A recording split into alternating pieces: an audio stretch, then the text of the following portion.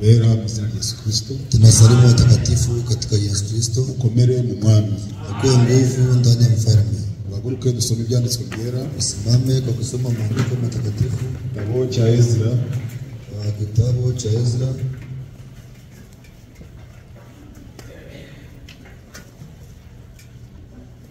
Ezra ni igice cya mbere. Ezra ni sura ya kwanza. Kitabu cha Ezra gihereranye n'igitabo cy'ingoma. Ezra inafuatana na kitabu cha Mizali cya mbere murongo wa mbere. Kandi turaza gusoma nanone n'igitabo cy'umubwiriza. Tutasoma tena na kitabu cha Mhubiri igice 10 sura ya 10 igice 9 murongo wa 10. Sura ya 9 mstari wa 10. Duhereye mu gitabo cya Ezra. Tukianzia mu gitabu cha Ezra. Turasoma mu izina rya Yesu Kristo. Turasoma katika Yesu Kristo. Mu mwaka wa mbere wo ku ngoma ya Kuro umwami w'Uperesi, Uwiteka atera umwete umutima wa Kuro umwami w'Uperesi, ijambo Uwiteka yavugiye mu kanwa ka Yeremiya risohore, ategeka ko bamamaza itegeko mu gihugu cye cyose, kandi arandika ati, Kuro umwami w'Uperesi aravuga ati, Uwiteka Imana nyir'ijuru yangabiye ibihugu by'abami bose byo mu isi, kandi yanyihanangirije kuyubakira inzu i Yerusalemu mu Buyuda. None umuntu wo mu bantu bayo wese uri muri mwe, Imana ye ibane nawe, azamuke aje i Yerusalemu mu Bayuda, yubake inzu y'Uwiteka Imana y'Isirayeli, ariyo Mana iba i Yerusalemu. Amen. Naho umubwiriza ibice 9 umurongo wawo wa 10.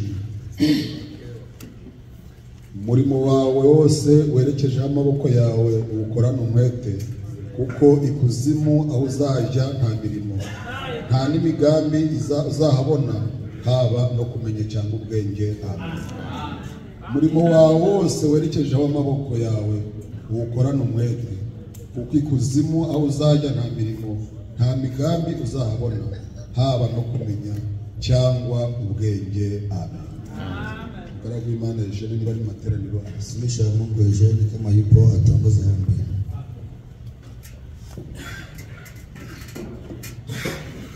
Uwiteka mwami ushobora byose, tugushimiye umwanya mwiza utugejejemo, wemeye ko tugeramo. Ni umwanya wo kumva uvugana n'ubugingo bwacu, ni umwanya wo kumva uvugana n'imyuka yacu, utugaburira umutsima w'ubugingo. Nuko turakwinginze kugira ngo uyu mwanya uhe umugisha, kandi n'imyuka yacu n'ubugingo bwacu n'imitima yacu ubihe umugisha, kandi umugaragu wawe nawe umuhe umugisha, kandi ijambo ryawe uhe umugisha. Turakwinginze, turakuraritse, turakwakuye, turaguhamagaye kugira ngo uze hagati yacu, utugaburire, ubane natwe kuko tubigusabye mu izina rya Yesu Kristo. Twabasha kwicara. Naweza keti. Kumane data turi kumwe. Mimi na ndugu tuko pamoja. Iwacu burya hari ahandi hantu tukugana. Kwetu kuna mahali tunaelekea. Aho tuzagera ntitunyagwe ibyo baduhaye. Wenye tutafika tutanyanganya, kandi aho tuzumva dufite wenye tutasikia tuna uhuru kamili. Naho hano uretse n'inzu turugutira n'ibyo ufite ntari byawe. Nyumba na turazima na byako si byako. Ushobora kuvuga ngo inzu yanjye, guhene yanjye. Uwezi kusema nyumba yangu, mbuzi yangu, amafaranga yanjye, pesa yangu, imodoka yanjye, gari yangu, nta cy'umuntu kiriho. Hakuna cha mtu kiko. Umuntu yaje nkuko yambaye, mtu alikuja azasubirayo nkuko yaje yambaye, pia kama vile alikuja navaa. Nabwira bera b'Imana ngo ngabe watakatifu wa Mungu mukorere Imana, mutumikie Mungu bikinawezekana. Samagambo ni amina, kweli maneno ni amen. Semura nezerewe, kweli mnafurahi. Hano ntabwo ari wacu, hapa si kwetu. Ariko nongere mbabwire ngo nongere niwaambie hivi, dufite aho tugana, tuna mahali tunaelekea. Branham yaravuze ati, Branham alisema eti dufite aho tuva na kwetu tunatokea, dufite naho tugeze, na kwetu tunafika, dufite naho tugana, na kwetu tunaelekea. Kandi aho tugeze ni kure, tunafika ni mbali iyo tuvuye. Zaidi kwetu tunatoka. Nongere abateranye, naambia wakusanyika, alevema yaho byahumuye, unyakuo abakeneye ijuru byahumuye, unataka mbinguni, abatumbiriye isi nabo ntibaritumbiye, ariko yaduhamagaye niyo kwizerwa no kutugezayo izatugezayo.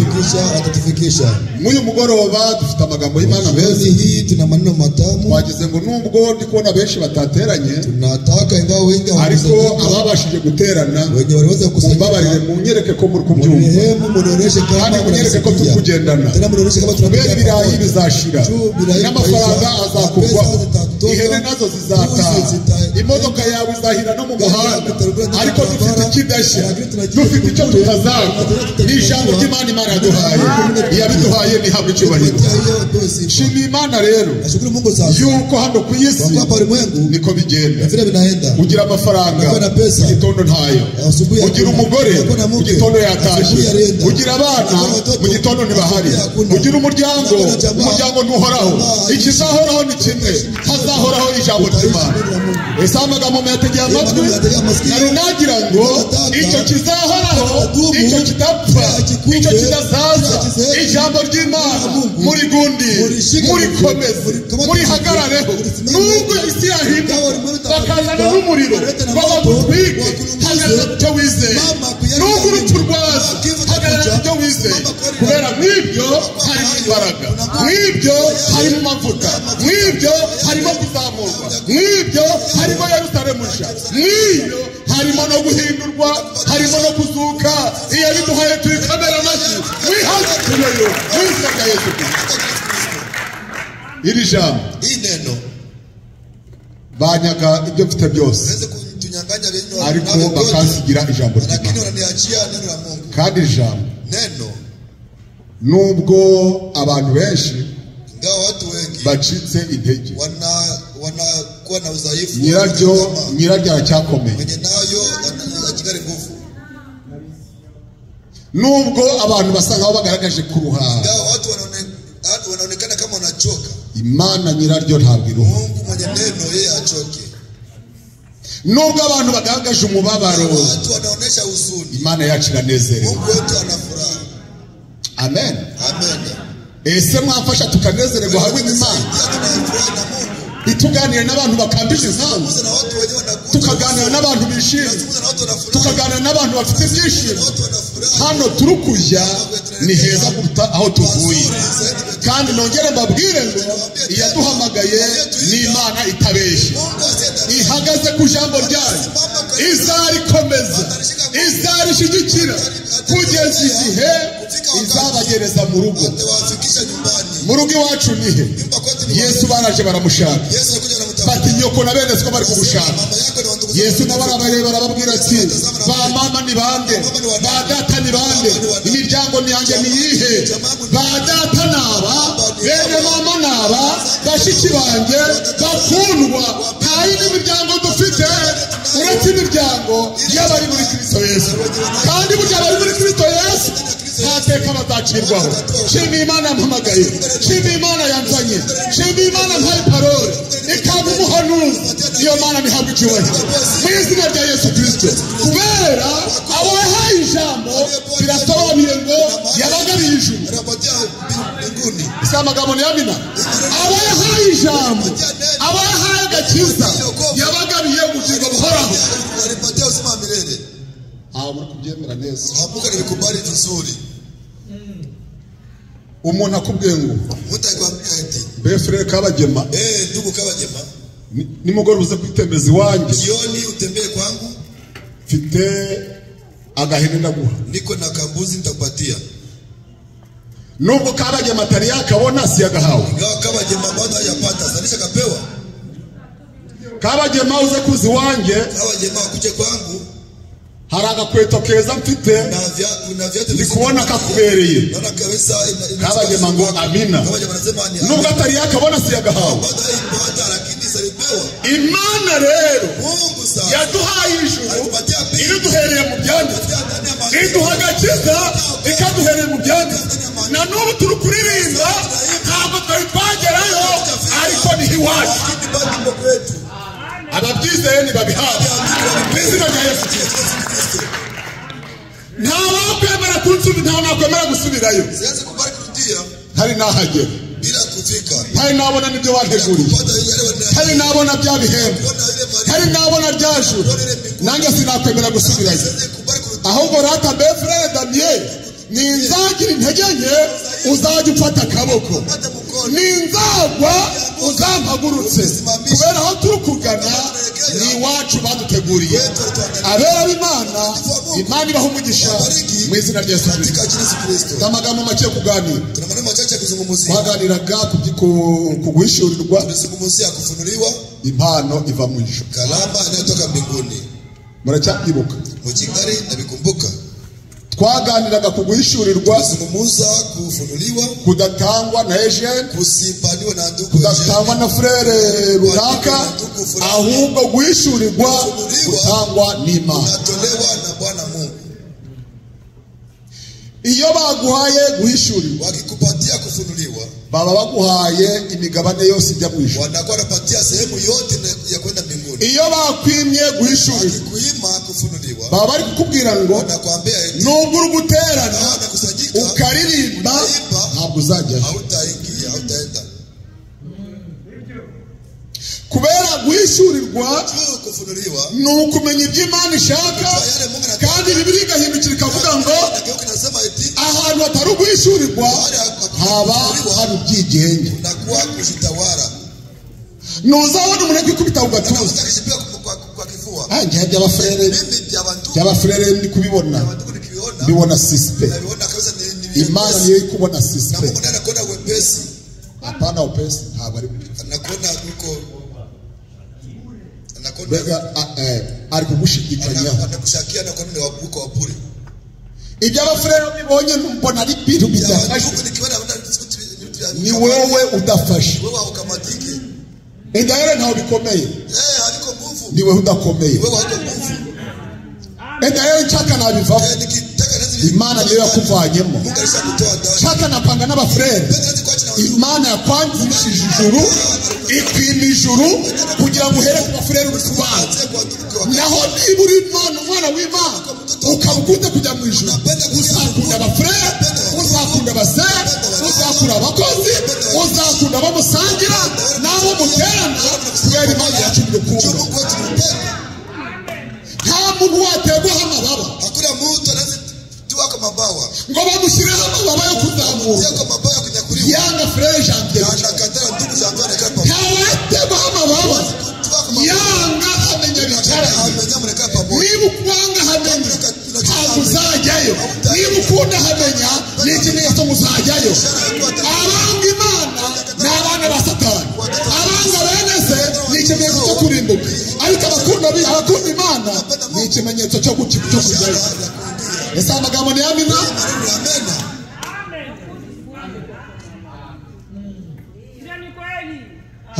Hari umuntu ariko reka mureke. Mtu lakini acha nimwache. Umuntu arakubwiye ngo mtu anakuambia amazi yo kunywa ni kumva umutima ugiye gucika. Batie maji ya kunywa nasikia roho inataka. Oya ndi kubona ku masaha yageze igiye guterana yaguhaje. Ari kujya mu ijuru ntabwo yasigaye. Bamanza amateraniro ntabwo bamanza gutanga amazi. Nongera mbabwire ngo abera b'Imana ikimenyetso cy'uko turajyayo nimukundana muri abigishwa banyu, nimwangana muri abigishwa ba Satani. Nubwo yagutuka mwihambireho, nubwo yakunegura mwihambireho, kubera muzaraga mu ijuru. Umuntu udafite guhishurirwa umutima wanjye umeze nk'uruswa rw'ibiro 500.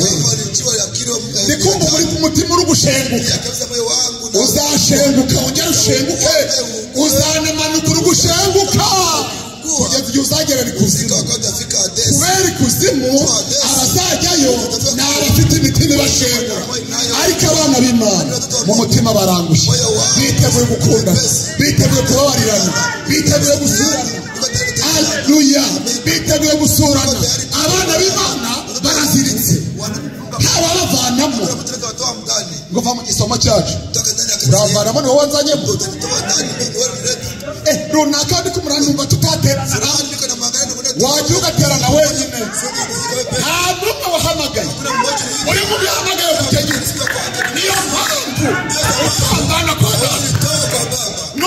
yahinduka ntiwambana ku mesaje, nubwo isi yahinduka ntiwambana kwa data. Kandi yaranyanze ngaterana nawe ari kumwe. Ibyo ntabwo bikureba, ntabwo bikureba kubera Frère Branham aravuze hariho ibice bitatu.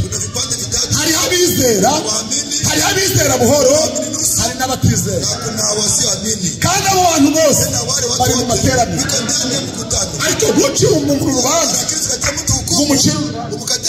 umucira urubanza aramuhamagaye. Wenda amasaha yo guhinduka ntabwo yari yagera, ariko amasaha nagera iyahigiye uriya nawe izamuhindura. Haleluya!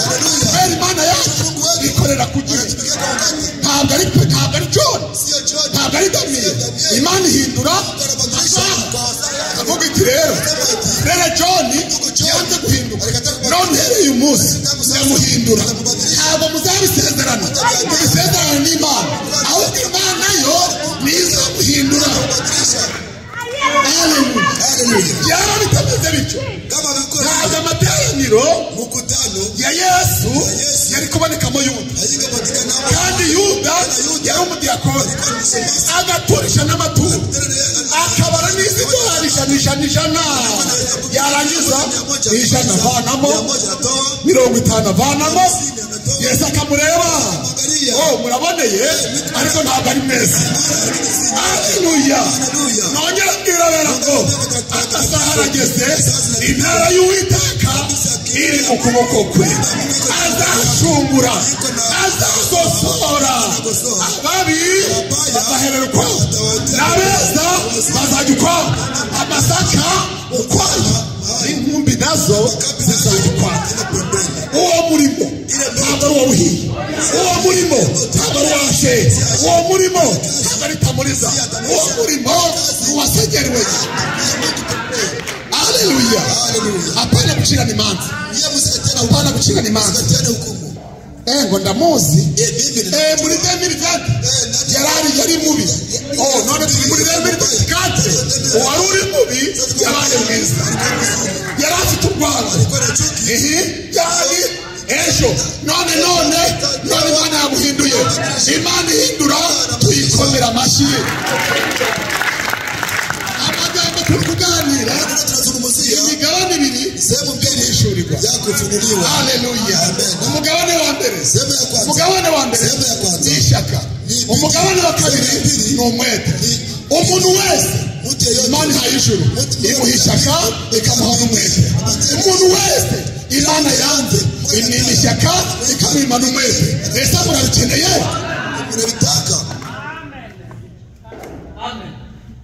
Bibiliya yatubwiye ngo umurimo wose werekejeho amaboko uwukorane umwete. Ikuzimu nta ndirimbo, ikuzimu nta basere babayo, ikuzimu nta bafurere babayo, ikuzimu bari guceka. Ndigushawe bahora bari gushya karigazoke yawe itereza abafurere, ikuzimu ntayo. Haleluya! Orumati niba ugiye kugura amata yo guhereza abari abakobwa, yagure none, ikuzimu ntayo. Ese muri kubyumva neza? Haleluya! Imana ishimwe. Maranatha, nta kuzimu ntibibayo. Waramutse ikuzimu ntabwo uzabona busuhuza. Abo gusuhuza bari hano, abo kubana nabo bari hano. Ndabwira bera, iyi Imana igukunda iguha ibintu bibiri, iguha ishyaka ikaguhereza n'umwete. Umuhinzi nyakuri ahingana umwete, agahinga we mu gitondo yagiye, nimugoroba ntawe wamubona. Umuhinzi arya ibyo kurya bye, ari kwiha agatutu k'imiruho ye, abikorana ishyaka. abikorana umwete. Umwubatsi nyakuri yubaka inzu ye akayubakana ishyaka akayubakana n'umwete. Iyo byose byabuze kizahengama, ihuku zizajyamo n'imbwa zizajyamo. Ntabwo mubyumvishe, ntabwo bisikiye. Ikizu kitagira ishyaka, ihuku zigeramo, imbwa nazo zikinjira. Cyo kigara wareba ni ikizu kitagira umuryango, nyamara cyubatswe muri 2010.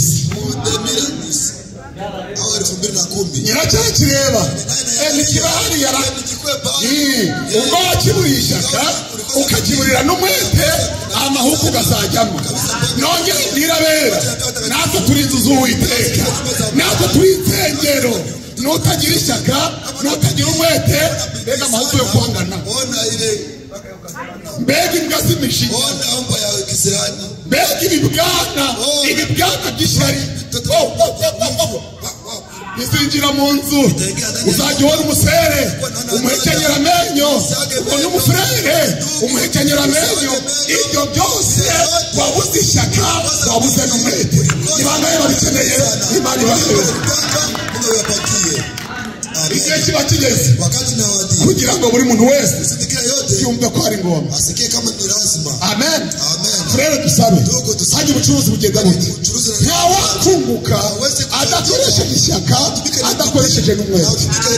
Amafaranga yawe idolari zawe 100 zizaba 200 ku bw'ishyaka n'umwete. Ntabwo nziko mutubyumva, sicyo kama murasikia, nimutabyumva genda rekira hanze. Kama musikie ndarekira, ariko no mu byumba turakomeza. Nibangaye neko dukomeza. Imana ibaho umugisha mu izina rya Yesu Kristo. Ubucuruzi bwawe uzunguka ku bw'ishyaka n'umwete. Nkunda abantu kandi abacakana umwete, abo ngabo nibo bazabona. Warabisomye? Mwarabisomye? Haleluya. Ni Migani 8 17 gira vuba twihute. Imigani 8 17 twihute tuharikishe. Ndio wabonye nane bapata.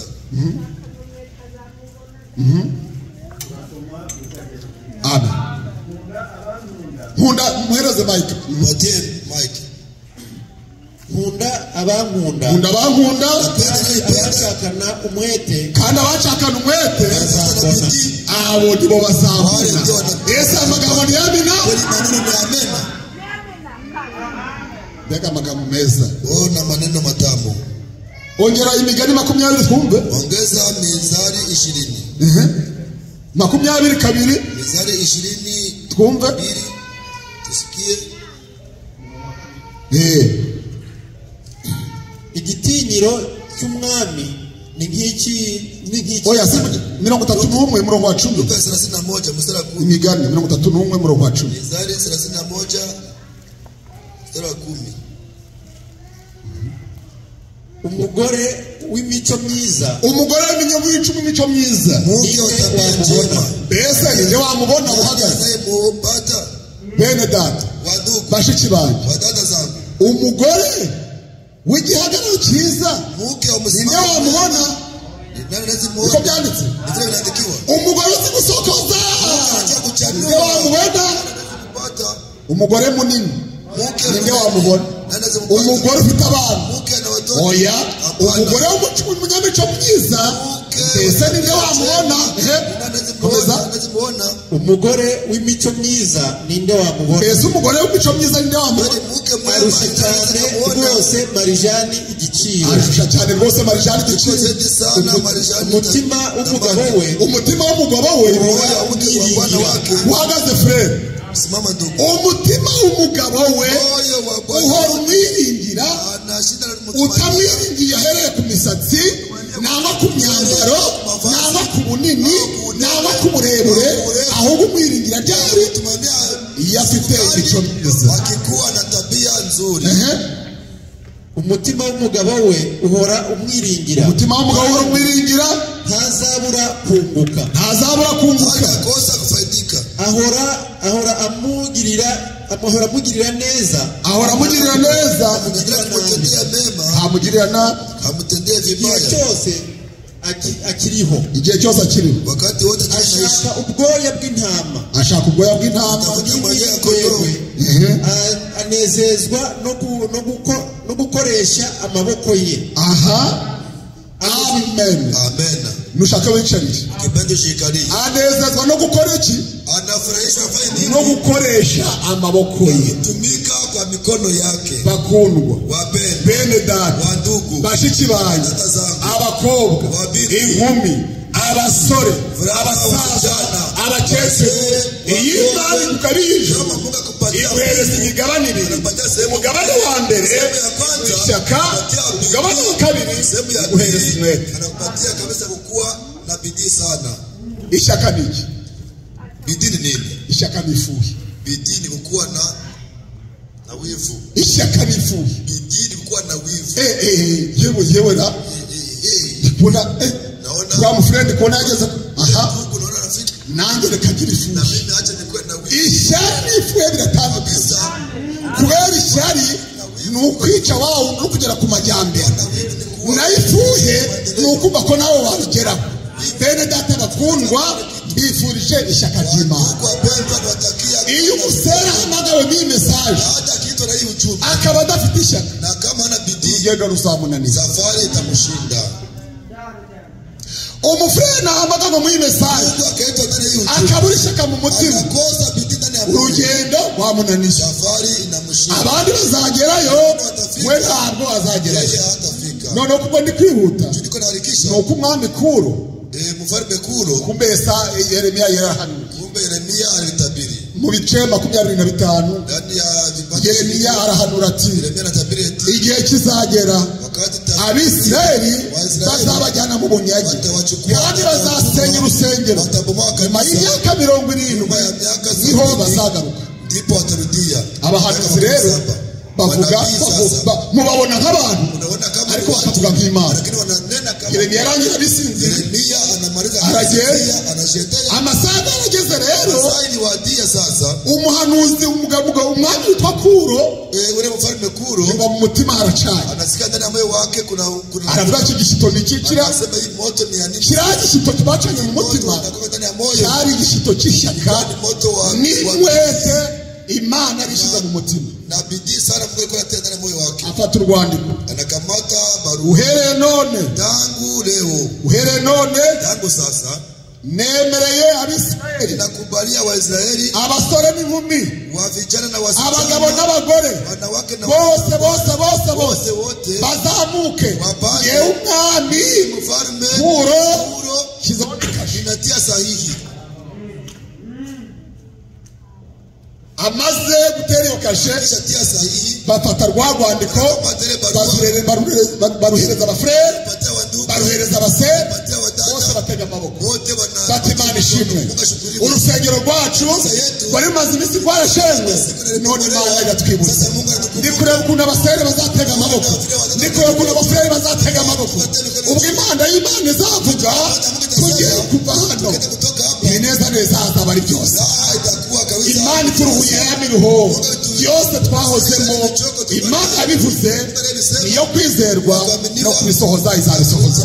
Na kutimiza hata Baragiye barababwiye bose, Barabia wote. nanjye ndi kubona bari kubwirana, Nami naona wanazungumza. bimeze bite ko muri kugenda? Batubwiye ngo tugiye i Yerusalemu. Nenda Yerusalemu. Mugiye gukora iki? Kufanya nini? Tugiye kubaka urusengero. Nenda kujenga. Byatewe nande?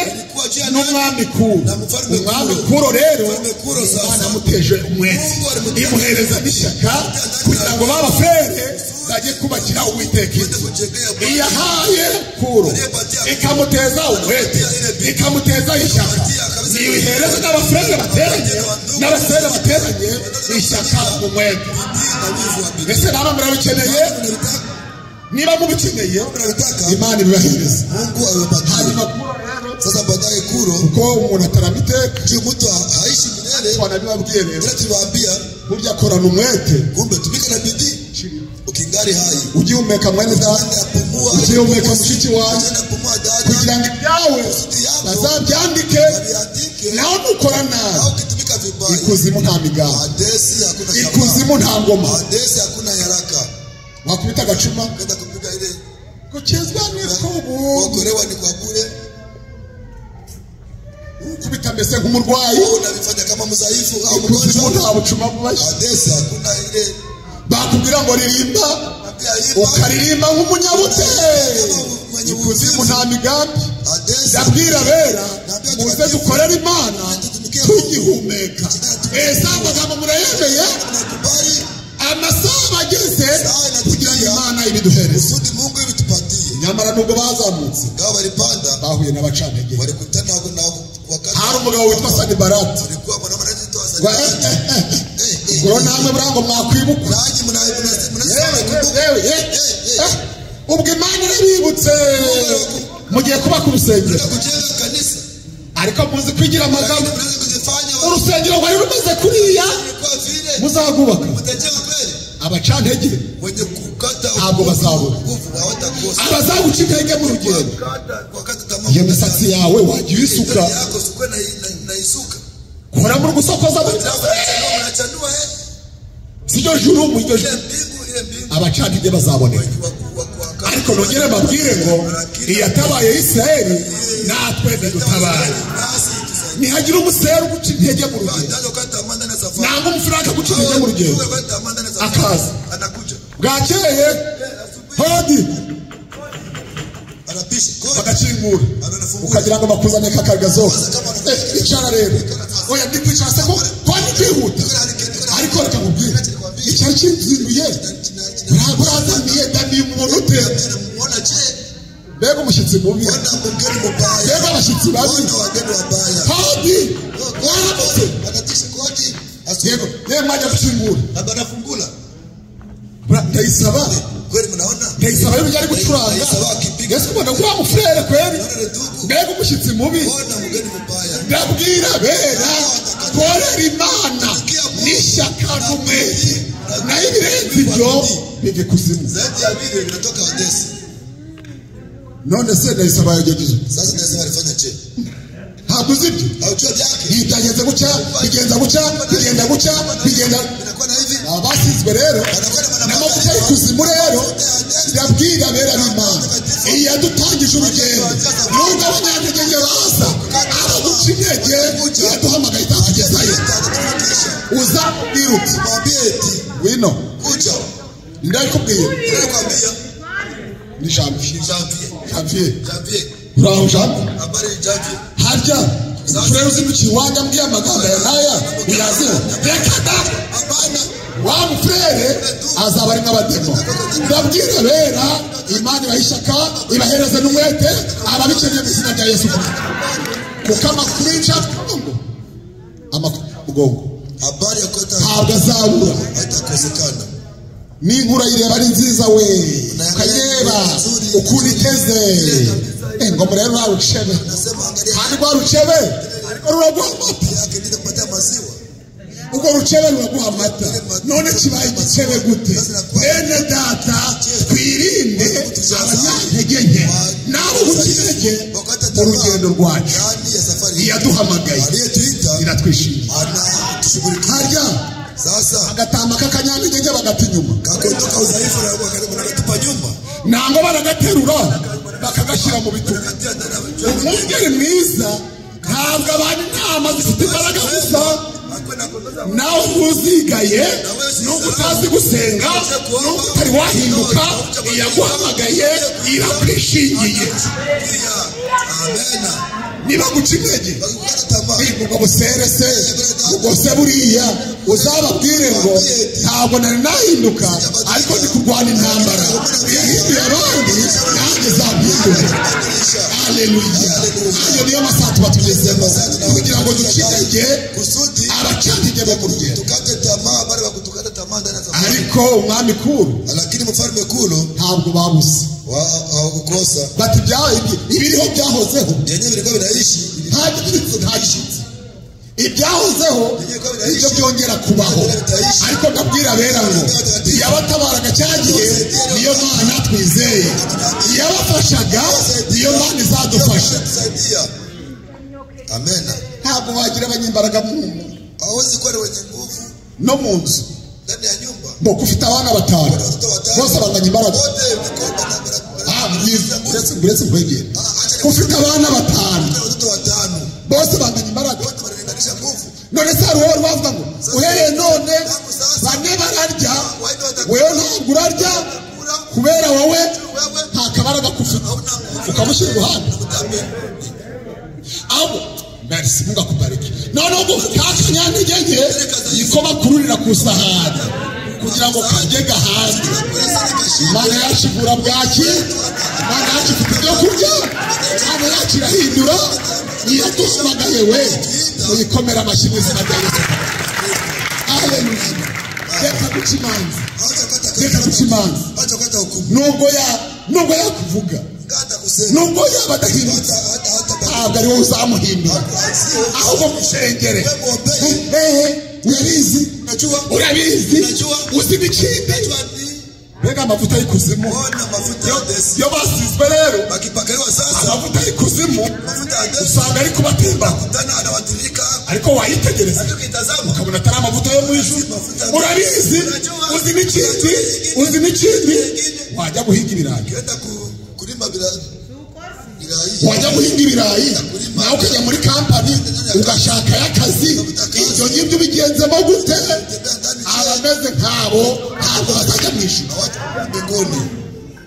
Imana icyo yaduhamagariye, yaduhamagariye ubumwe, yaduhamagariye kuvuga neza. Nituvuga hamagarira kugira ngo bamwe ku bandi tugende turi gufashanya. Torero ry'Imana murabyemeye? Torero ry'Imana yazina Imana ibaha umugisha mu izina rya Yesu Kristo. Yatejeje uriya mwana, hanyuma bavuyeho rero uriya mwana bavuyeho amaze kwitahira anafariki asezeye akishalaga. Bene data Ndugu, reka nkubwire ijambo rikomeye. nikwambie neno nguvu. Andikisha ibyiza, Wewe andikisha neno. uzasezera Ukilaga bazabisoma. wabisome. Amen. Bafata urwandiko Wanakamata barua. batuhere none. Tangu sasa. Ndikubona hirya umwami, Naona kuna mimi. ariko umwami ntabwo tumuzi. Amatwara ye arakomeye cyane. Aratangira avuga ati Anaanza kusema ati ntabwo nshaka sipendi Abisirayeli ntibakubaka ntacyo bageraho. Twajyaga turirimba ngo ushaka amahoro irinda bera b'Imana, amani jaza ubagiriye n'ababayigiriye umukiza. Niyo mpamvu Imana izabacira urubanza ishyano. ndio mambo sababu Mungu Ari mfite inzara n'inyota ntimwamfungurira. Ushaka amahoro irinda bera b'Imana. Haleluya. Afata urwandiko, Anakamata barua. afata urwandiko, Anakamata barua. atuhereye amasaha. Ndi kubona ufite amatwara agakomeye.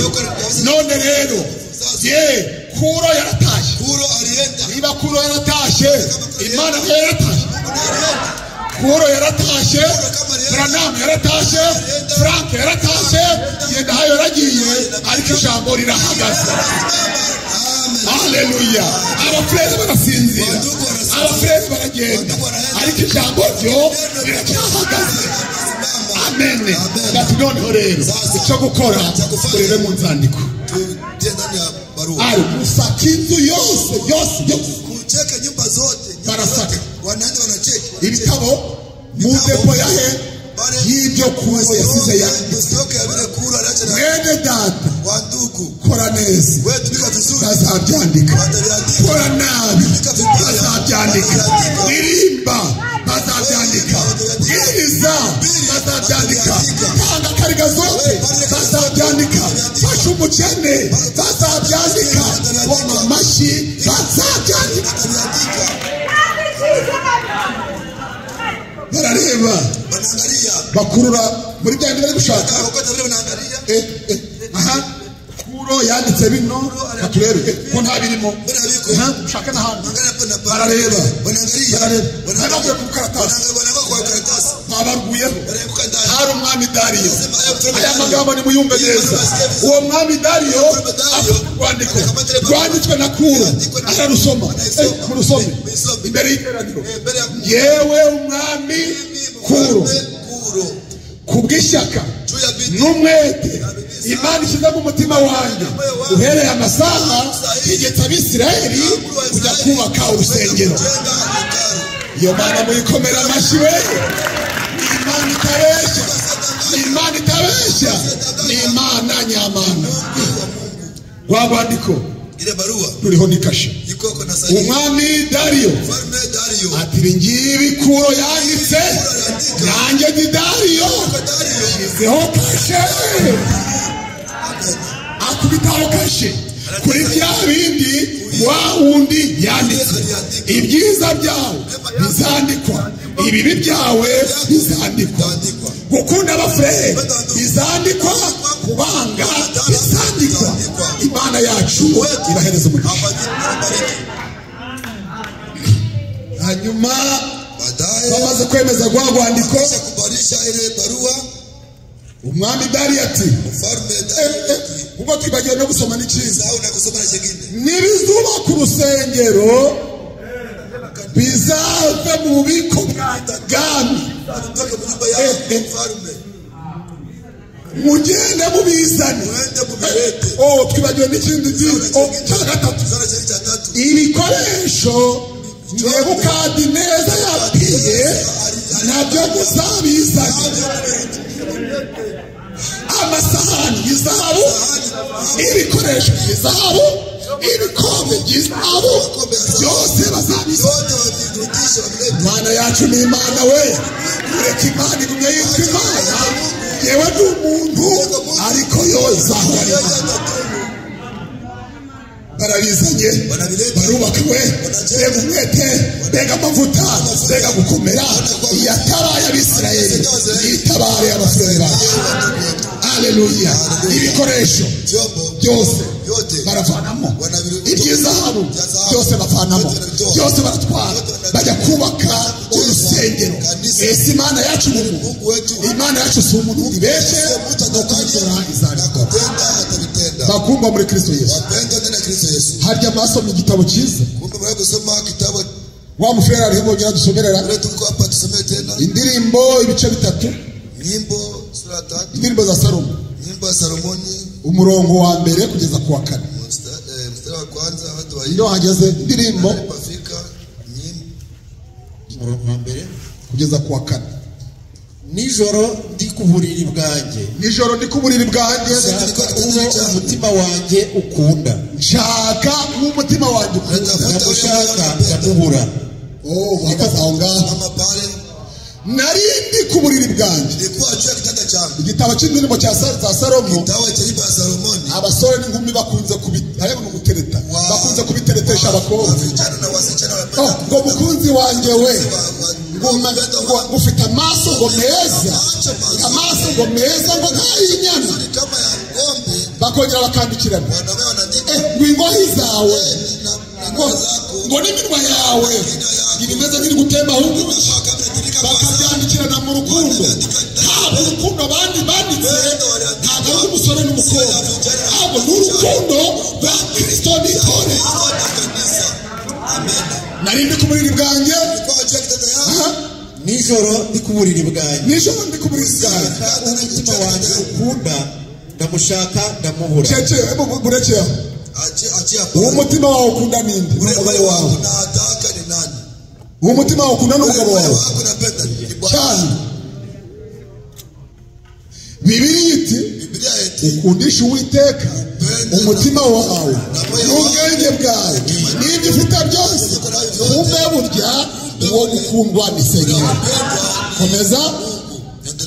Niko kuvuga nti ngiye guhaguruka ngendagende mu mudugudu mu nzira burekeye aho. Niko kuvuga ngo nari njyanye ku buriri bwawe n'umukunzi wanjye. Uwo ni umufurere utagira dosiye mu ijuru, ubanye neza n'amagambo y'Imana, hanyuma nijoro rero beguze umukunzi wanjye, umufrere abura Kristo ryawe, itorero ribura Kristo ryawe. Iyo ryavuye mu masezerano, iyi torero rivuye mu masezerano, umusere akaba mu masezerano, umufrere akaba mu masezerano, Kristo arabuze. Komeza. Genda mu nzira no mu genda mu mudugudu, mu nzira no mu miharuro. Ndagenda mu midugudu no mu miharuro, nshaka uwo umutima wanjye ukunda. aho mu midugudu no mu miharuro ni cyagiye cy'umufurere aba yabuze amavuta, agafata ibice byo gusenga, akajya mu masengesho, akiyiriza ubusa. Yewe wa Mana we, kino cyaha ko cyanze kumvaho, zino ntege nke aza kugenda, agapfukama, agasenga, agapitiriza umwuka wera. Komeza. Naramushatse ndamubura. Ndamushaka ndamubura. Ugasenga none bikanga, uzakomeza usenge, kubera Imana ni Imana y'abanyeshyaka, ni Imana y'abanyamwete. Komeza. Nahuye n'abarinzi bagenda umudugudu. Nahuye n'abarinzi bagenda mu mudugudu, mbese mwabonye uwo umutima wanjye ukunda? nahuye n'abarinzi n'abazabonye umutima wanjye ukunda. Tugitandukana gato mbona uwo umutima wanjye ukunda. Haleluya! Imana ishimwe. Ni ukuvuga ngo ahura n'abarinzi, ahura n'abakozi, ahura n'abafurere, yakorana. Kino cyarana shaka gukora neza, ariko inabi we, ariko umutima wanjye we arapfukama. Debra namati ntabwo Imana iturana n'ibyaha, ntabwo umwuka wera ati ahantu hari ibishinya, ntabwo yahaba, ahubwo bamushaka mu guhendahenda, mu shyaka n'umwete. Tugitandukana gatoya tu mbona uwo umutima wanjye ukunda. Mbona umutima wanjye ukunda, ndamufata nanga kumurekura. ndamufata we, jambo ry'Imana we, ntabwo nzongera kukurekura. Kugeza ubwo namugejeje mu nzu ya mama, kugeza igihe cyo namugeze mu nzu ya mama, mu cyumba cy'uwabyaye, mu cyumba cy'uwabyaye. Iyo Mana muyikomera amashyi, ihabwa icyubahiro mu izina rya Yesu Kristo. Ni ukuvuga ngo icyo mesaje kutubwira none, umwete w'itorero imbere y'ishyaka ry'itorero imbere ya Kristo. Ibyo ukora bibiri nubibura, uzabona ngo byarangiye. Hajya Gideoni ni intwari, ni intwari yikoreye ibibindi. Imana iramubwira ati muracyari benshi. Imana rero yarebaga abafite ishyaka, ikareba n'abafite umwete. Afata 300 ati mwewe abafite ubwoba mutahe, abadafite ubwoba muze dukomeze. Namwe mufite ubwoba, mwemeye yuko Imana yatumaze ubwoba, mwemeye ko tuzajyayo, nimuze tugendereye. Mbere Imana rero yari yabamanuye ku kagezi, bamwe batangira kunywa, bari kujabika indimi. Atubitegereze neza rero, muzajya ubona ari kuvuga ngo haleluya, haleluya, aboshyira uruhande n'abantu uzajya wumva ngo haleluya, haleluya. Abo nabo uzabashyirwa ikunda twayiramya we, yeyoma ikunda twayiramya abo ikunda abayisenga we, abo nabo ubashyira ukwawe. Imana ni y'abanyamwete, iyahaye abana amavuta, namwe ni haleluya. Ubashyira ukwawe, aragenzura. Barana abanyantegeke, barana abona abanyembaraga. Abanyembaraga rero bariya bagiye ukwawe. Barachari benshi.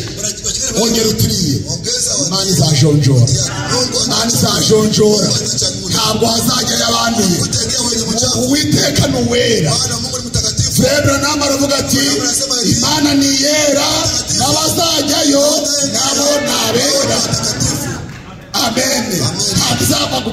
Ntizapfa guterura. Ino tugire kwimwe inzoga yatizapfa guterura.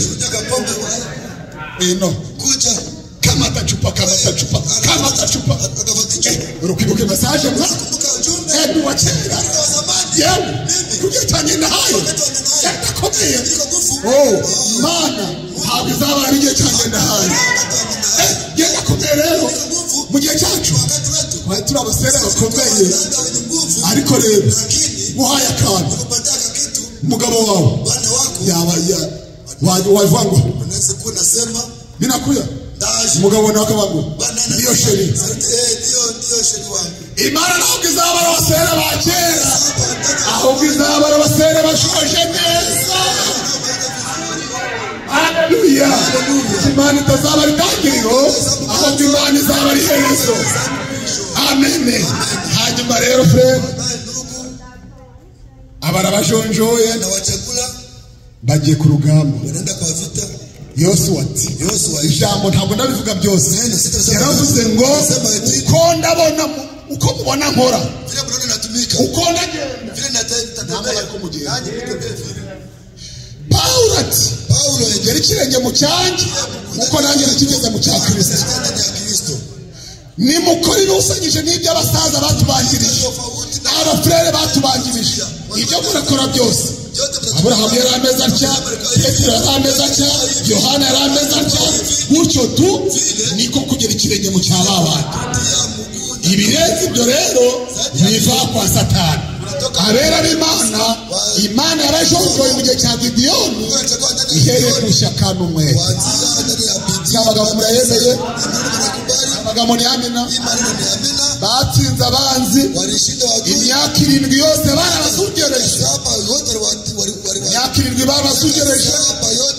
Ariko Imana ikoresha ibibindi itsinda abanzi babo bitewe n'ishyaka n'umwete. Sinama murabikeneye? Sinama murabisaba?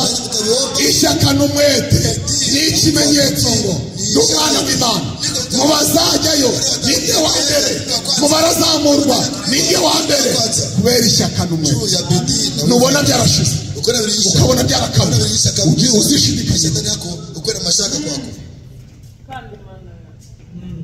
kubera nongera mubwire befre ntabwo Yehu abarangwa n'ibigwari. Yehu bamubarangwa hamwe n'indwara. Kubera iki? Yabwiye Hazayeli ati Bema hari ikibazo ushaka kubaza. Ubwo tugiye mu rugamba umutima wawe Yesu kuri n'abasere wandugu awadada bisabye kubwizanya ukuri. Naomba kusemeana ukweli. Umusere mwicaranye umutima we uwawe birahuye na wako binakutanisha. Ibyo ugambiriye n'ibyagambiriye byose birahuye, byose binakutanisha. Uko wibona nuko wibona murahuye. Ntabwo nzibagirwa umunsi umwe. Sitasahau siku moja bigeze kuvuga kabana bose waliwahi kusema watoto wa dada bigeze no kubarongera mu wasambure waliwapatia ulozi ndani ya kanisa. Abadiakoni baba maso ariko abana be bamaze kubacogoza. Bisobanurwa ngo iyo umutima wawe udahuye n'uwo mwicaranye haba harimo kasoro, kandi abazajya mu ijuru bisabye ngo babafashanye umucyo. Bitari ibyo bimeze nk'abari guterekera. Umuntu wese udakunda mwene se ameze nk'uri guterekera. Ibyiza nuko wasigara iwawe umutima wawe urahuye uratunganye nkuko wanjye gutunganye. Uko tayari hii uratunganye kabisa, niko tayari. Niba utunganye rero uri gare tugenda. Urangaye bemeye kuri ni gare tukagenda. namwe murabyemeye urira igare tugende niba umutima wawe utunganye kama moyo wako kabisa uko sawa sawa aho niba ubitsemo ibindi bintu kama yoko naweka hapo vitu vingine ibindi bintu birimo bitari iby'Imana habiko bya Mungu uzapfa nta kabuza kufa bila shaka hanyuma rero baragenda kubona Yehu yakutuye rero kabisa kwa shaka Yehu ugiye hari misiyo ndimo kuna kazi iko nayo yose siwa kukuta yamara maisha kadiri yakwezi mwete ukomezi nta mutinya abadayimoni n'uburwayi nabwo ntabwo wabutinya abacantege ntabwo wabatinya kubera Imana yamaze kukwandika agufashe akaboko kwatwende abahengereje we maze umugore baramubwira nanjye urampangaye n'ukuntu wishe abantu umuryango wawe ukawumaze ndaguhangara wowe Ezebeli n'ibigirwamana bya nyoko ngo yari ari gusiga amarangi ntabwo atangiye none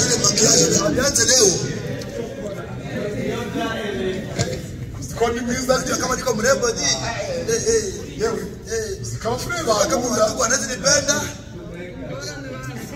usokoza anachanua akasiga na hano anapaka na hapa anapaka na vingine hapa viko kama topo kama nafasi ya bata anapaka anapaka ko ni mwiza kama niko mrembo anataka tuarushe hapa tuarushe hapa umusatsi akaganisha akongera agapfundika agashaka n'agataro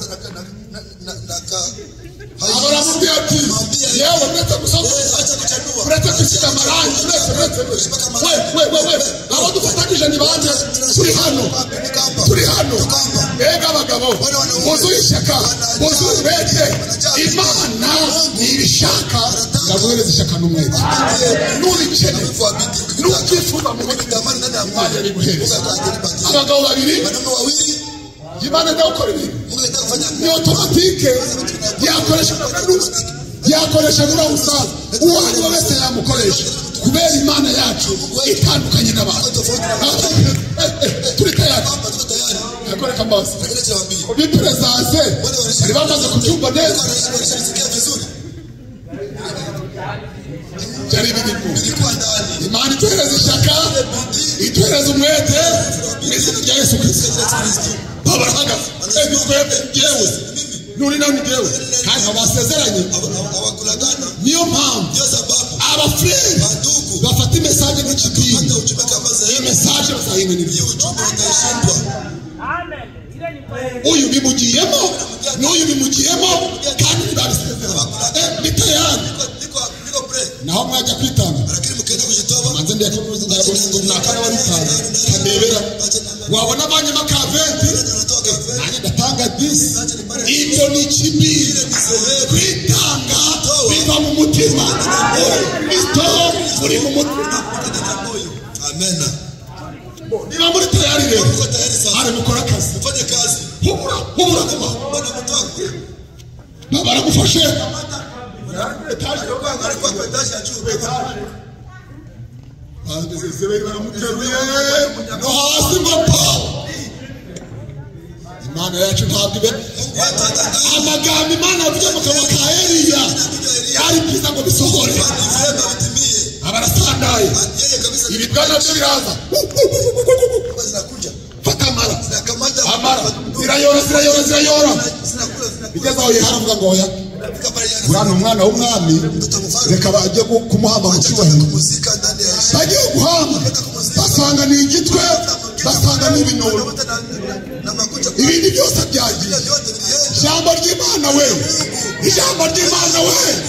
haleluya yendi mugufi ijambo ry'Imana riransumba risumba umugore wanjye risumba abafrere risumba abakozi ijambo risumba abaririmbi ijambo ry'Imana turikomera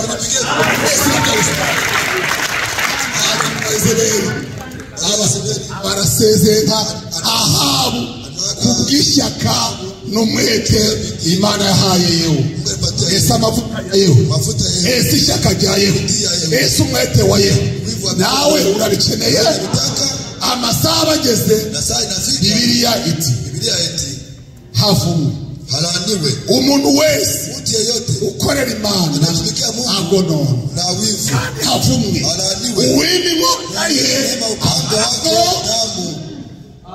Amen.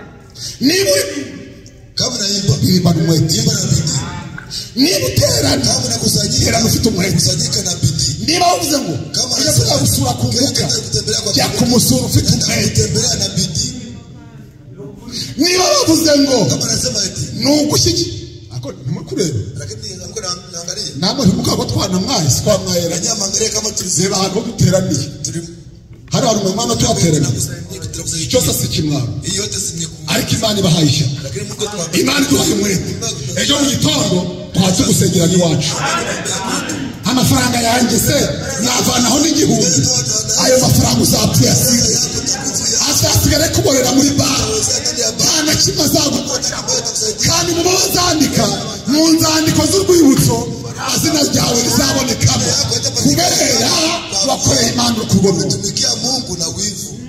waduha abafurere bameze nka Yehu Wakutupatia watu akaduhereza abasere bameze nk'umusere witwa Yayeli kama dada Yayeli Yayeli. twavuze abafurere Tulisema wandugu mugira ngo nta n'abasere b'intwari bahari waza kama hakuna wadada wasoja wiko umugabo w'ingabo witwa Sisera kabisa ule baramuhiga walimuinda na muinda aba ku gare anatoka kukinga agenda n'amaguru anaenda na miguu mazabone ku musere umeze nk'uyu kana kabisa dada kama huyu dada mama dada araza anakuja yewe hey wabugarutse surudia ujira hano ingia hapa arakebuka Sisera anaangalia Sisera aramureba anamwangalia Sisera se nawe harubwo baba nabi dada na wakwe vibaya aramukurura aramuzanye amworosa uburingi anamufunika blanketi worose no mu maso batavunika funika na macho wasinione. umuntu yagize ubwoba yorosa no mu maso amaguru bari kuyareba akagira ngo yihishe Mlikuwa naangalia na wanaona kama anajificha none ibirenge ntabwo kureba miguu yako naangalia n'amaboko se bayahishe mikono ificha cyose nabahishe ariko baba umpereza utuzi nisamee unipatie amazi ndikumutima umutima urwaka moyo unawaka urwaka uko na kimu uretse ndaje acha kujibu ahubwo se ndagaguha amazi uziko mfite n'ikivuguto hapa niko na maziwa kivuguto cyegetse kabisa cha mzuri weho buraho gusa mbega umusore w'intwari kabisa. iyo bafashije ikamuha imbaraga n'amavuta bano basere babyifuje umwete n'ishyaka n'amavuta aboneka muri Yesu Kristo. Umusore aragiye vuba araje basi kiramwe mu kirenzo narindi ngo kirembe ntarenze ko nenze ngo nagakono araza n'icumu buhoro urubambo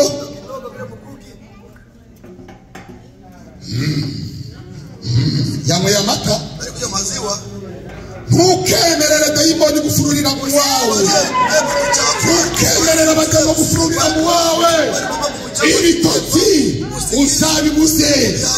Aleluya. Ndabwira abafurere ni cyiza kikaryama kigapfurura wenda ni dayimoni y'uburakari wenda ni y'umujinya wenda ni y'amahane ntuzatinye gufata urubamba. Aleluya. Abarakarikiye no mu cyiciro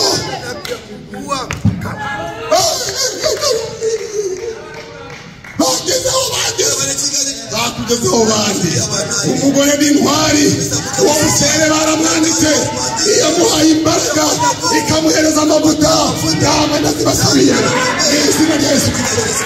Amahoro y'Imana abana namwe Imana bakomeze mu iyi nzira. Hakenewe ishyaka, hakenewe n'umwete.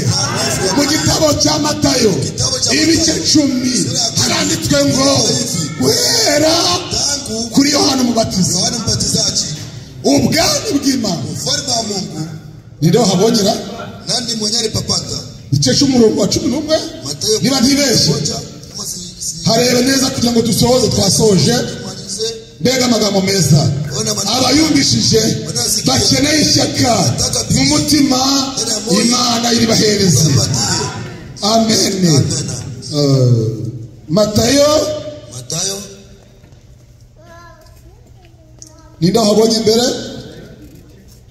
Reba ku bice 10 katurebe tuangalie.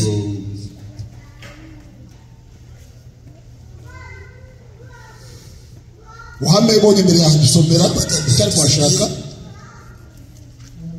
uhere kuri Yohana Umubatiza. Ubwami bw'Imana buratwaranira kandi ntwara zibwinjizwamo n'imbaraga na nguvu. Hari uhabonye?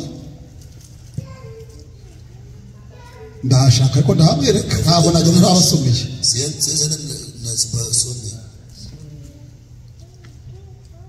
Bene data bakundwa, ishyaka ni iryangombwa. Umwete 11 12 Mungu akubariki Fred.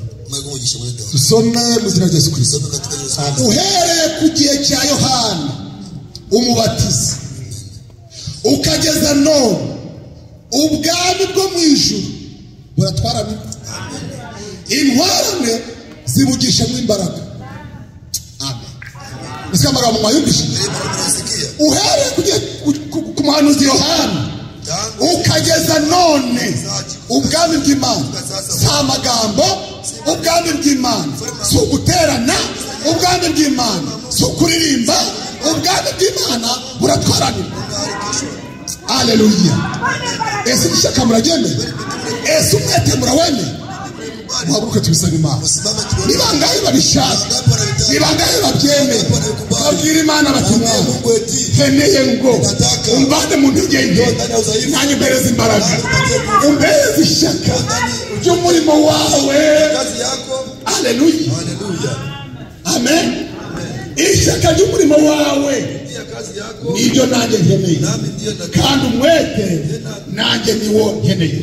Abera b'Imana ababyumvishije ababikeneye duhagaze, buri muntu wese arabisaba Imana.